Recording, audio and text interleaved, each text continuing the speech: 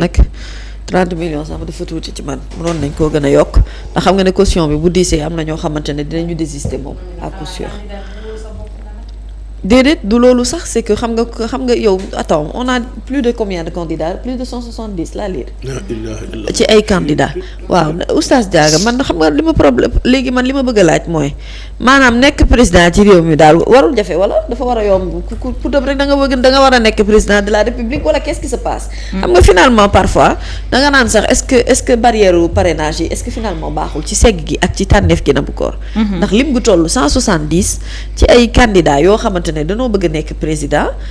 réew mi kon ni ko bëgg a jiite bari nañu tamit te ambition yi bari nañu waaye bu ñu jëlee caution yi fixé ko yokk xaalis bi oustaz aj ko ci kaw a kaw am na ñu bëri ñoo xam ne yaakaar naan dinañ désister parce que élection présidentielle quand même c'est des moyens yoo xamante ne moom la ñu war a débourser au-delà de la caution bi nga xamante ne moom mooy fixé xëy na peut-être participation bi mais dafa am ay dépenses supplémentaires yoo xamante ne le candidat en a besoin en termes de communication en termes de mobilisation en termes de déplacement de transport de logistique ak leneen loo xamante ne dëgg-dëgg candidats yi soxla nañu ko donc pour man il faut des moyens pour léegi nag ces candidats là yi nga xamante ne ñoom ñoo bëgg a nekk président de la République fii ci réew mi Nabokor après faudra dire que ils n'ont pas peut-être la chance que le candidat Ousmane Sonko a c'est d'avoir peut-être ay partisans yoo xamante ne amaana laajuñu ko dara boo xeful sax ñoom ñoo koy cotiser dajaleel ko xaalis bi yóbbul ko sauf que maintenant comme tu dis pour revenir à ta question li nga xamante ne moom la ñu lire ci yéenekaay yi que les avocats de Ousmane Sonko jot nañu notification radiation bi ñu ko def ci liste électorale yi et que dañoo déposer benn recours au niveau du tribunal de Ziguinchor parce que foofu la inscrire je pense que ñoom ils sont décidément finalement sur tous les fronts de bataille non seulement bataille judiciaire bi par rapport ak dossier bi nga xamante ne moo peese ci ndoddu seen client bi nga xam ne bon mu ngi ci loxoy yoon fu mu nekk nii mais au-delà de tout cela également li nga xamante ne moom moo jëm ci participation liste électorale yi bu ñu ko xësee ba ñoom ñu notifier leen ko donc ce qui veut dire que fu mu nekk nii ñoom itam dafa am beneen bataille judiciaire boo xam ne dañ koy enclencher maintenant problème bi man mooy depuis que ñuy dégg problème mu li ñuy dégg le fait que dafa bëri ay dossiers yoo xamante ne avocats yi dañ cee war a taxaw dañ cee war a liggéey tous ces conseils de Ousmane Sonko sama problème mooy est-ce que efficace na en réalité est-ce que am na efficacité dëgg-dëgg par rapport ak stratégie ñoom bi ñu adopté gis nañu ne dem nañu CEDEAO Cour pénale internationale saisir nañ ko par la voix de Juan Branco également bataille judiciaire bi ñu war a mener par rapport à tous ces jugements yi nga xam ne def nañ ko ci Ousmane Sonko l'affaire Adji Sarr notamment l'histoire avec Mame Mbaye Niang beneen bi ci topp mooy li ñu ko mujjee tëjee nii chef d'inculpation yu bari yooyu yëpp nag di ay dossiers yoo xam ne ay avocats am dañ cee war a yëngu est-ce que gënul woon efficace par exemple ñu structuré ni ñu nekkee pool d'avocats nekk nombre d'avocats yu bari noonu est-ce que mënuñu woon tasaare seen groupe boobu faire de telle sorte que xëy na groupe bi mooy occupé wu ci lii ñii ñooy occupé wu ci lii ñii ñooy occupé wu ci lii pour que mu nekk de manière beaucoup plus efficace par rapport à combat alors que moom pour man moo doon gën ñoom ñëpp ñu concentré wu sur des milliers de dossiers yoo xamante ne dañ cee war a gëstu pour Ousmane Sonko l'affaire Ousmane Sonko n'est pas une affaire simple parce que non seulement politiquement il y a des choses à régler mais juridiquement dafa am également ay combats yu ñu war a mener ci wàllub yoon donc de telle sorte que pour man c'est mon avis et c'est mon sentiment pour man dafa xaw a manquer tuuti action par rapport ak li nga xamante ne moom mooy nekk di xew nii actuellement ça va prendre encore du temps ñu yóbbu ko ci yoon mu war a suivre procédure bi le temps de la justice n'est pas le temps des hommes sauf bien sûr ci yenn cas yi nga xam ne bu ñu bëggee accélérer moom dañu koy accélérer la cadence ba mu mat pour def li ñu war a def parce que gis nañu ci yenn dossiers comment ils ont fait pour vouloir accélérer rapidement lu jëm ci wàllu jugement beeg yooyu mais c'est sûr que dans l'intérêt en tout cas pour que ça prenne le temps que ça doit prendre ak ci timing bi nga xamante ne moom lañ leen imposer ça va être compliqué vraiment de mener des combats sur tous les fronts donc pour man il faut une certaine organisation et il faut plus d'action et beaucoup plus de communication pour rendre visible li nga xamante ne moom la conseil ak avocat wu Ousmane Sonko yi di liggéey yombul dëgg la naam waaye nag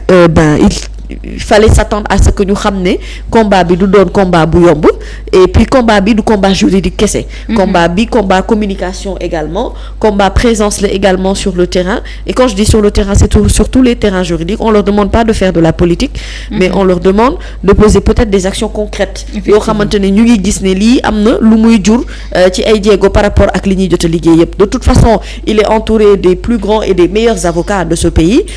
Maître Ciré, par exemple, quelqu'un qui est un illustre avocat et qui a toujours été du côté de Ousmane Sonko depuis période bi nga xamante ne dund na ko yëpp ci ay yëngu-yëngu avant ñuy yegsi ci wàllum arrestation beeg yeneen ñu ci topp. C'est pas à lui qu'on va apprendre son métier, ainsi que ñi nga xamante ne ñoom ñoo ci yëngu ñëpp. Mais xëy na peut-être qu'on voudrait plus d'informations beaucoup plus solides et de communication pour ñu xam dëgg-dëgg fan la ñu toll ci yenn dossiers yi ñuy évoluer. Maintenant, pour ne pas revenir, ne pas répéter concrètement li nga xamante ne wax nañu ko démb te dëgg-dëgg muy sunu gis-gis ci ñun ñëpp, en tout cas la plupart des personnes jàpp nañu ne Ousmane Sonko xëy na peut-être le fait que mu nekk moom wala mu nekk turam ou sa personne en tant que telle mooy déranger à tel point qu'on a l'impression que lépp lu mu dugg rek dafay mel ni dañ naan ko loolu ngay dugg yaa nga cay sóobu waaye doo ca am ndam. Mais il n'empêche que il reste un candidat fort que mu présenté wu ak mu ñàkk présenté wu. Il n'empêche que il garde avec lui un électorat très très fort, mooy ne ñi nga xamante ne ñoom ñoo nekk ci wetam ñëpp bu nu faluwul itam ni ma ko waxee bokk na ci ñi nga xamante ne ñoom ñooy falaate. Et il reste également un homme incontournable par rapport ak li nga xamante ne moom mooy plateforme politique bi ni mu tëddee fu mu nekk nii Sénégal jamono ji kenn mënul wax wàllum politique te laa xaale woo ko ci wala avis wam compté wul wala gis-gisam compté wul wala orientation bi mu bëgg a jox yëf yi compté wul. Après nag je pense que ñoom itam au sein de leur parti ñu ngi réfléchir à des stratégies yoo xamante ne moom la ñuy teg pour contrecarrer li nga xamante ne moom moo fi jot a xew yépp. Tu me diras les candidatures multiples yi ñu fi jot a seetlu ci seen biir, est-ce que ci format boobu la jugee wala dañuy def benn mirage rek pour gën a lëndëmal xel yi par rapport ak li nga xamante ne moom la ñuy waaj a def. On n'est pas dans les secrets de leur parti, mais dans tous les cas c'est une autre injustice boo xamante ne teguwaat na ci ndoddu Ousmane Sonko ci sunu gis-gis, mooy ne comme jugement définitif amagul par rapport ak ay mbiram, wax dëgg yàlla mënoon nañu ko permettre mu retirer au moins ay listam parce que dafa am yeneen étape yoo xamante ne moom moo ci topp te mën na réorganiser partem donte dissoudre nañu ko, mais mën na dem ci beneen bannière ci li nga xamante ne moom mooy élection présidentielle yu 2024 yi. Encore faudrait-il vraiment qu'on lui donne la possibilité de pouvoir le faire, ñu permettre que mu mën ko def ci ni mu ko bëgg a defee politiquement parlant correct, mais également par rapport ak li nga xamante ne moom mooy besoin wu ñenn ci ñi nga xam ne danoo nekk ay partisans wala danoo bokk ci biir parti bi wala dañuy bokk ci ñiy yëngu-yëngu wala bokk seen yaakaar ak seen gëm-gëm lépp dañ koo jël teg ko ci benn nit boobu. Après nag le fait que ñuy sentir ne na bu ko dëgg-dëgg l'intention mooy ne qu'il ne puisse pas participer dafa commencer am benn goût bu xaw a désagréable un peu. Et c'est ça la vérité, mooy ne booy xool Oustaz Diaga nit ñi xamoon nañu am entrain bu baax parce que coow li lu mu doon bëri yëpp terewul ñu ngi doon garder espoir ne dina bokk. Léegi le fait que affaire bi commencé di changer tournure loolu mooy goût bu désagréable bi, parce qu'on se demande finalement fan la ñu jëm. Et qu'est-ce qui va réellement se passer, xamuloo ko xawma ko Diaga xamu ko keneen ak keneen xamu ko parce que jaxasoo na à tel point que même ñun on ne comprend pas la stratégie bi nga xamante ne fa la ñuy jëm réellement. Mais vu la stratégie, est-ce que Pastef n'était pas préparé à cette situation-là? Parce que bu ñu gisee stratégie yi nga xamante ne teg nañ ko, on dirait que xam naa ni du loo xam ne dañu ko waxtaanee tey rek mu sotti ëllëg, mais préparé woon nañ ñëw ci éventualité yi nga xamante ne yépp mën na am ci procédure bi nga xamante ne moom moo am ci kaw Ousmane Sonko. Mais au-delà de ça, léegi maa ngi lay dégg nga naan sa condamnation n'est pas encore définitive, dëgg la, mais bu ñuy déglu le ministre de la justice wala ñuy déglu le ministre de l'intérieur, ñoom li ñuy wax mooy bokkatul dindi nañ ko ci fichier bi, bokkatul ci dara loo xamante ne mën na jëm ci wàllum élection. Ñoom daanaka même bu fekkee tribunal atteegul ñoom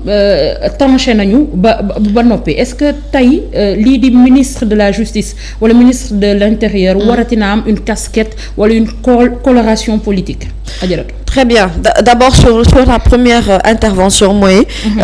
est-ce que aujourd'hui le PASTEF n'était pas préparé à ça est-ce que li ñu nekk di doxal nii nekkul loo xamante ne dañ ko waajoon dañ ko préparé woon je suis de cet avis-là. Je préfère penser que dëgg-dëgg ñoom xalaatoon nañu ne ci situation bi ñu nekk nii en réalité lépp mënoon na xew.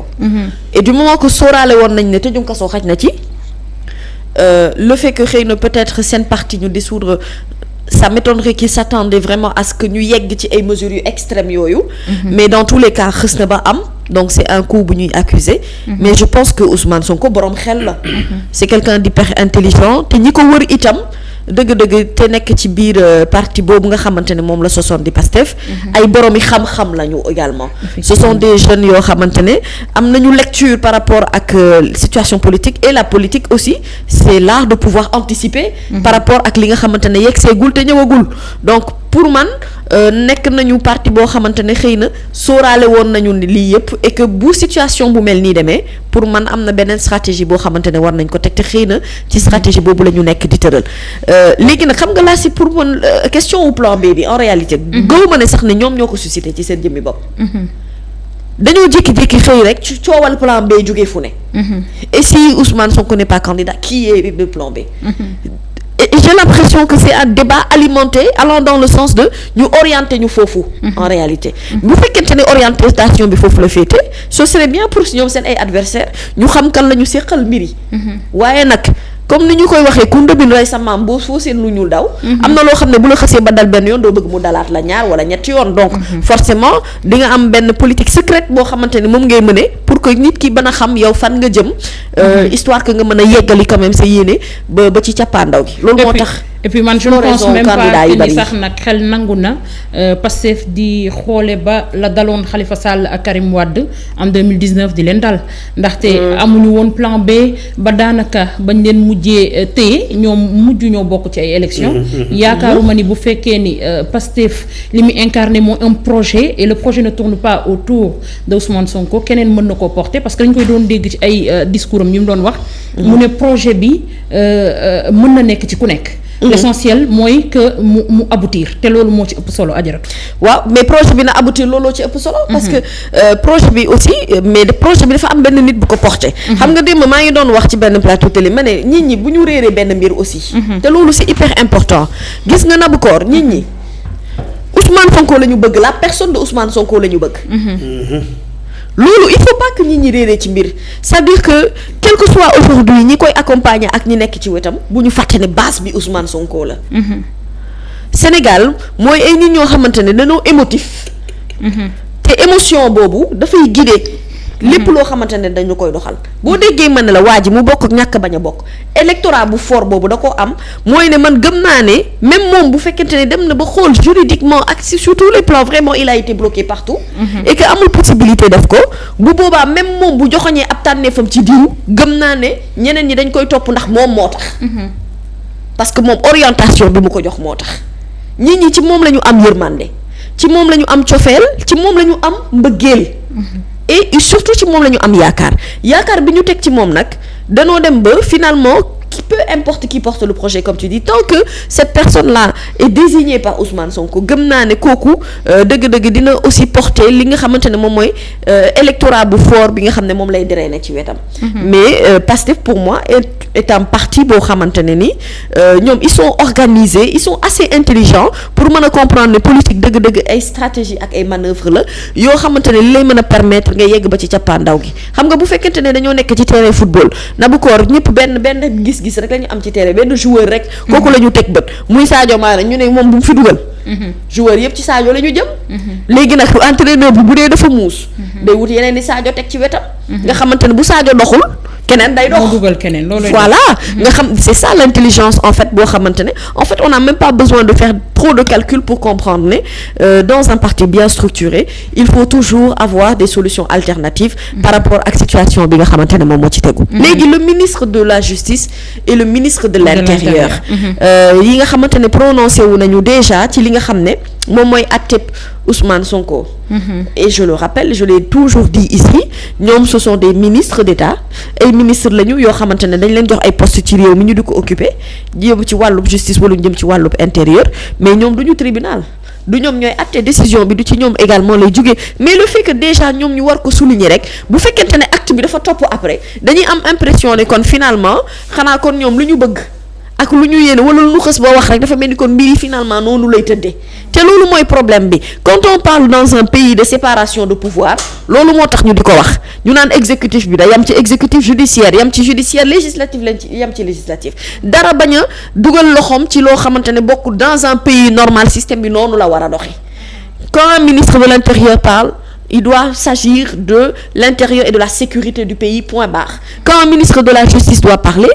ça doit peut-être concerner le fonctionnement de la justice, mais ça n'a rien à voir avec les jugements portés par les cours et tribunaux de ce pays. jotewul dara ak atte boo xamante ne da ngay yóbbu nit ci kanamu yoon bàyyi ko ak ay avocat yow it nga am sa ay avocat ku ci nekk mën a défendre partem juge ba jël attem loolu ndogalu juge bi la wax warul jote dara ak li nga xamante ne moom mooy kàddu wala gis-gisu ministre bi ci li nga xamante ne noonu la réew mi di doxee après nag encore une fois faudrait réorganiser ce pays de telle sorte que ñu bañ a am confusion par rapport ak mbir yi politique ñu bañ ko rax ak religieux politique ñu bañ ko rax ak li nga xamante ne moom moo jëm ci wàllum justice i rawatina sax ci wàllum justice parce que loolu mooy tax ñu naan la justice elle est libre indépendante ces mots-là que l'on utilise chez nous et que malheureusement ñu bëri dañoo jàpp ne ci côté boobu dafa am lu ci bëri loo xamante ne daf ci xaw a sooxe te loolu li koy indi mooy les discours de nos ministres yi nga xam ne dañu koy gis ñu koy tenir et malheureusement bu ñu ko xësee bokk ba pare mu mel ni l'acte dafay suivre juste après c'est là où le bas blesse foofu la ñu war a mën a taxaw seetlu wax ne Antoine Félix Diome de toute façon aujourd'hui il a des questions beaucoup plus importantes que la question de Ousmane Sonko et finalement on ne parle que de Ousmane Sonko même moom bu waxul mooy sujet numéro 1 de débat loolu moo lay wan ne waaj en fait mu bokk ak ñàkk bañ a bokk mais dafa bokk ci li nga xamante ne moom mooy pilier wu politique fu mu nekk nii ci Sénégal il fait l'actualité les gens ne parlent que de lui et pourtant il est sur un lit d'hôpital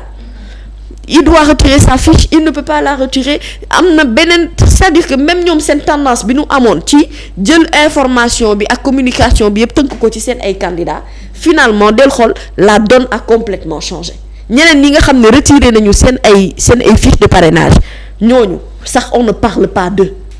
c'est-à-dire on a l'impression que à la limite ñoom seen retrait boobu ñu def ci seen ay cartes c'est pas important l'homme qui intéresse et qui fait le débat il s'appelle Ousmane Sonko ak ñi nga xamante ne ñoom ñoo ànd ak ñoom loolu moo lay wanaat ne encore une fois